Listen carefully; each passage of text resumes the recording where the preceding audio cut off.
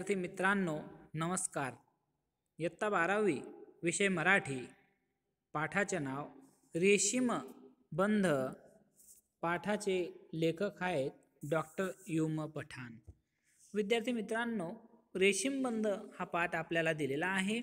या पाठाचे लेखक युम पठाण आहे. त्यांच्या लेखनाचा कालखंड आहे 1930. या ठिकाणी लेखक हे सुप्रसिद्ध साहित्यिक आहे, संत साहित्याचे अभ्यासक आहे, कथालेखक आहे, संशोधक आहे, संपादक आहे. शासनाने त्यांना पद्मश्री या पुरस्काराने सन्मानित केलेलं आहे. आणि या ठिकाणी लेखकांनी वेगवेगळ्या विषयांवर लेखन केलेले आहे. भाऊसाहेबांची बखर, मराठवाड्यातील लोककथा, महानुभाव साहित्य संशोधन, संत साहित्य चिंतन, शोधणी, आठव, ज्ञानदेवीच्या अजून आठवतं इत्यादी लेखसंग्रह प्रकाशित आहे. मराठवाड्यात विखुरलेल्या शिलालेखांच्या ताम्रपटांचा शोध हे मौलिक असं कार्य त्यांनी केले आहे. साहित्य संमेलनाचे 1990 या वर्षी ते अध्यक्ष देखील होते. या ठिकाणी आपल्याला एक ललित गद्य हे दिलेलं आहे आणि रेशीमबंध म्हणजे त्या ठिकाणी या लेखाला त्याने सुंदर नाव दिलेलं आहे. आणि या रेशीमबंधामध्ये नेमकं काय आहे तर याच्यामध्ये 3 गोष्टी आहे. या ठिकाणी निसर्गाचे चित्रण म्हणजे त्या ठिकाणी उत्तर रात्र आहे, मग पहाट होते आणि पहाट झाल्यानंतर त्या ठिकाणी सकाळ होते. म्हणजे उत्तर रात्रीचे चित्रण, पहाटेचे चित्रण आणि सकाळचे चित्रण असं लालित्यपूर्ण शैलीमध्ये. आणि निसर्गाच्या मग याच्यामध्ये हालचाली, निसर्गाचे चाहूल, नंतर वेली, पानं, फुलं, वृक्ष यांच्या हालचाली, पाखरांच्या हालचाली, या सर्व गोष्टी अतिशय बारीक आणि सुंदर असं त्या ठिकाणी लेखकाने टिपलेल्या आहेत. पाखरे आणि पहाट परस्परांना भेटायला कशी उत्सुक आहेत याचे अनुभव लेखकाने अत्यंत तरलतेने यात चित्रण केलेलं आहे. आणि अशी सकाळ आहे की या ठिकाणी पाखरांच्या चिवचिवाट, गुलमोहरांची स्वागत सडा, निशिगंधांच्या सुगंधाची उधळण आणि या सर्वांमध्ये मग होणारी प्रसन्न सकाळ या ठिकाणी लेखकाने या पाठामध्ये वर्णन केलेले आहे. आपल्याला माहित आहे की सर्वांना माहिती आहे, सर्वजण निसर्गाचे त्या ठिकाणी निरीक्षण करतातच. परंतु आपण निसर्गाचे निरीक्षण करत असताना एक चौकसपणे, तरलपणे आपण निरीक्षण करत नाही. लेखक जसं त्या ठिकाणी निरीक्षण करतात असं जर निसर्गाचे निरीक्षण केलं तर नक्कीच निसर्ग तुमच्या जीवनामध्ये आनंद देणार.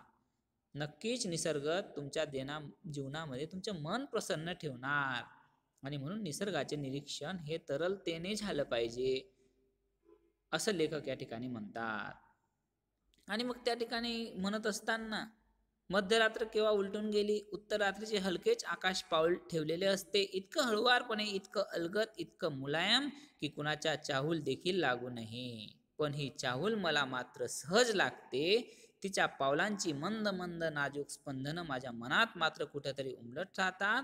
जणू त्यामुळे मग माझ्या डोळा लागत नाही. पुरेशी झोप झाली आहे असं वाटत राहतं.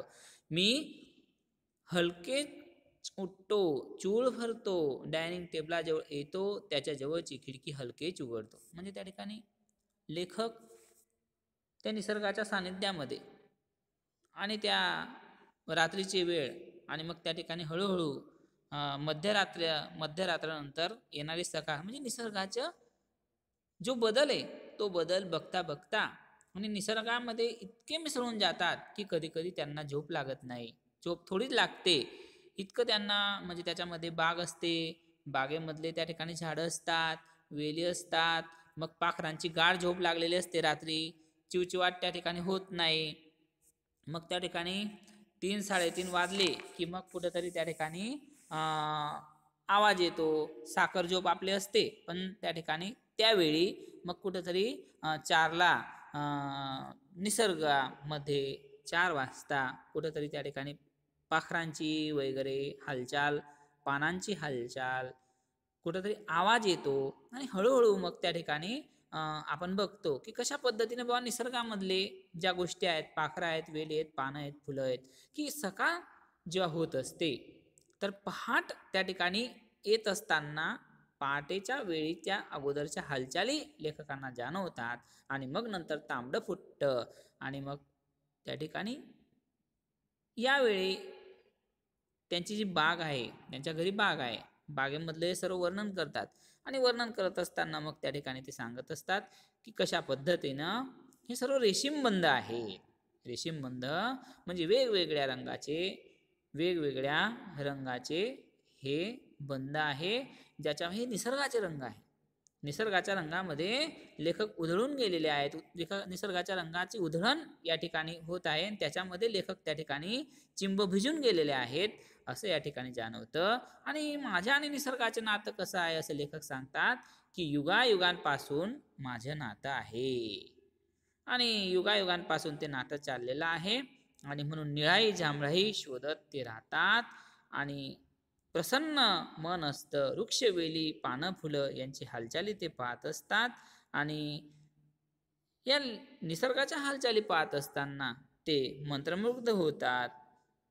त्यांना त्या ठिकाणी ती हालचाल किंवा तो निसर्ग त्यांना जणू त्या ठिकाणी जवळीक त्यांना होत असते आणि या ठिकाणी निसर्ग मानवलं शेवटी दोघे एक विश्वासाने घटक आहेत हा विचार पाकळीने उडगून लागतो. मग या ठिकाणी सर्व बारीक अशा गोष्टी की फुलांच्या त्या ठिकाणी वेगवेगळा रंग, कोणते फुलं त्या ठिकाणी केव्हा उमलतात आणि मग त्यांच्या रंगाचा छडा जमिनीवर कसा पडलेला असतो, मग त्या ठिकाणी तो रंग त्या फुलांच्या आपल्याला कसं खुणावतो, पाखरू त्या ठिकाणी कसे उडतात, पाखरांची किलबिल कशी सुरू असते, मग या वेळी त्या ठिकाणी या निसर्गामधले झाडं, पानं, फुलं याच्यामुळे ती उमलणारी जी सकाळ आहे ती कशी सुंदर दिसते, फुलपाखरू कसे उडतात, म्हणजे असं करत करत म्हणजे जो निसर्ग आहे त्या निसर्गाचे इतकं सुंदर, इतकं तरल वर्णन त्या ठिकाणी केलेलं आहे की आपल्याला वाटतं की आपण निसर्गामध्ये मंत्रमुग्ध झालेलो आहोत.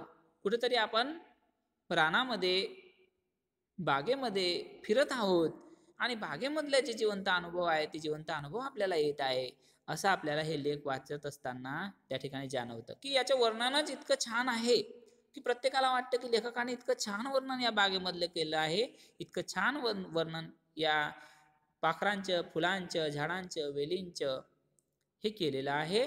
तर मग प्रत्यक्ष आपण निसर्गाचा जर आस्वाद घेतला, निसर्गामध्ये जर आपण गेलो, आपण स्वतःच सकाळी बागेमध्ये जर गेलो तर आपल्याला किती आनंद मिळेल मग असं आपल्याला हेवा वाटतो. आणि या ठिकाणी जरी वर्णन इतकं छान आहे तर प्रत्यक्ष आपण अनुभव घेतला तर किती चांगलं होईल असं प्रत्येक माणसाला हेवा वाटतो. आणि लेखकांचा उद्देशच मुळात या पाठामध्ये असा आहे की माणसाने काय केलं पाहिजे, की माणसाने निसर्गाकडे गेलं पाहिजे, माणसाने निसर्गाच्या हालचाली, निसर्ग त्याला जवळीक केलं पाहिजे, तर माणसाचे आरोग्य, मन हे प्रसन्न राहील. आणि म्हणूनच त्या ठिकाणी निसर्ग हा किती सुंदर आहे की इतकं सुंदर निसर्ग आहे परंतु आपण निसर्गाचा आस्वाद घेत नाही.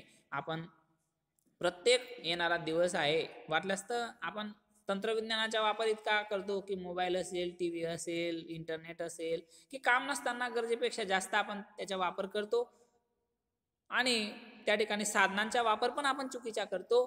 आणि किंवा मग गावामध्ये असेल तर गप्पा मारण्यामध्ये आपण वेळ खर्च करतो, ज्या गोष्टींमधून आपल्याला काही त्या ठिकाणी साध्य होणार नाही तरी त्यामध्ये आपण पडत असतो. आणि हे करत असताना आपण आपला जो मूळ उद्देश आहे की तुम्ही निसर्गामध्ये थोडी मिसळून जा. भगवंताने निसर्ग आपल्यासाठी केलेला आहे, माणसांसाठी त्या ठिकाणी निसर्ग आहे की निसर्ग आपल्याला भरपूर देत असतो. निसर्ग आपल्याला त्या ठिकाणी कोणतीही गोष्ट त्या ठिकाणी कोणताही एक नया पैसा आपल्याकडून घेत नाही. ऑक्सिजन झाडं देतात, पानं, फुलं, वेली, फळं हे सर्व आपल्याला देत असतात. आणि मग आपण जर पूर्ण त्याच्यामध्ये जर मिसळून गेलो तर आपलं आरोग्य पण उत्तम राहणार आहे आणि आपल्याला निसर्गाची झाडांची आवड निर्माण होणार आहे आणि या आवड जोपासण्यासाठीच हा पाठ दिलेला आहे. विद्यार्थी मित्रांनो, या ठिकाणी बाकीचा जो पाठ आहे आपण नंतरच्या तासिकेला पाहणार आहोत. धन्यवाद.